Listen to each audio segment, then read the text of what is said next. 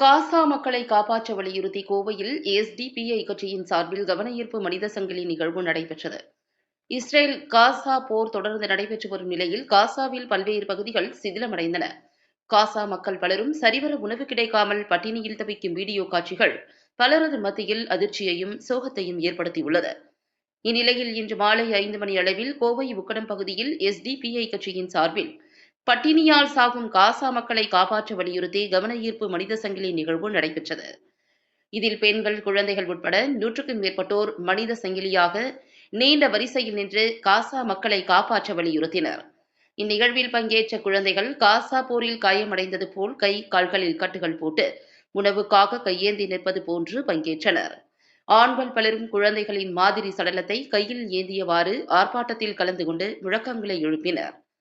இந்த மனித சங்கிலி போராட்டத்திற்கு மாவட்ட தலைவர் முகமது இஷாக் தலைமை வகித்தார்.